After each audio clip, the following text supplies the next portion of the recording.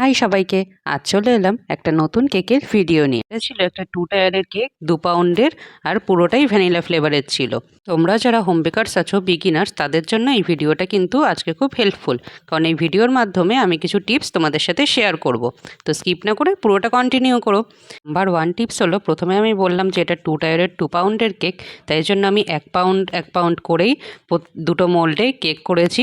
কিন্তু মোল্ডের সাইজগুলো আমি তোমাদের বলে দিচ্ছি। একটা ছিল যেটা ছোটোটা, সেটা ছিল হচ্ছে 5 ইঞ্চ মোল্ড, আর যেটা একটু বড় ছিল সেটা হচ্ছে 7 ইঞ্চ মোল্ড।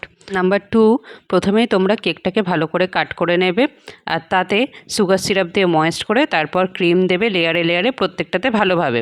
আর যখনই দেখবে প্যালেট নাইফটা এত সুন্দরভাবে ঘোরাবে আর সাথে টার্ন টেবিলটাও ঘোরাবে, তখন দেখবে পর্যাপ্ত ক্রিমটাই লাগছে, আর বাকি ক্রিমটা প্যালেট নাইফের সাথেই উঠে আসবে। তো এইভাবে ক্রিমটা লাগিয়ে নেবে। নাম্বার 3, বোর্ডে আগে ক্রিম লাগাবে, তারপর কেকটাকে সেট করবে, যাতে যত দূরেই তোমার কেক যাক সেটা যেন স্টিফ থাকে। নাম্বার 4 হচ্ছে, প্রত্যেকটা কেক ভালো করে ক্রাম কোট করার পর সেটাকে অন্তত আধ ঘন্টা চেষ্টা করবে ফ্রিজে রাখার, যাতে ক্রিমটা সেট হয়, তারপরে তুমি বিভিন্ন ডিজাইন করতে পারো। নাম্বার 5 হচ্ছে, হাইটেড কেকে দেখলে যেগুলো একটু উঁচু হয় কেকটা, সেগুলোর মধ্যে স্ট্র ইউজ করবে, যাতে তোমার কেকটা স্টিফ থাকে এক জায়গায়। নাম্বার 6 হলো কেকটার স্মুথ ফিনিশিং।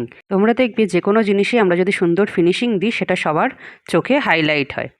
নাম্বার 7, যখনই এরম টায়ার কেক করবে, দুটো প্যালেট নাইফের সাহায্যে খুব সাবধানে ওপরের কেকগুলোকে তোমাকে সেট করতে হবে। এই ক্ষেত্রে তুমি একা না পারলে কারোর সাহায্য কিন্তু অবশ্যই নিতে পারো। নাম্বার 8 হলো, আমি এখানে কিন্তু রিয়েল রোজ ইউজ করেছি। তো রোজগুলো যখনই ইউজ করবে, তখনই রোজের ডান্ডিগুলোতে ভালো করে প্লাস্টিক র্যাপ করে তারপরে কেকের মধ্যে সেটাকে ইনসার্ট করবে। নাম্বার 9 হলো, কেকটাকে আরও অ্যাট্রাকটিভ করার জন্য তুমি স্প্রে কালারও ইউজ করতে পারো। এর মতো এতটুকুই। ওকে, বাই।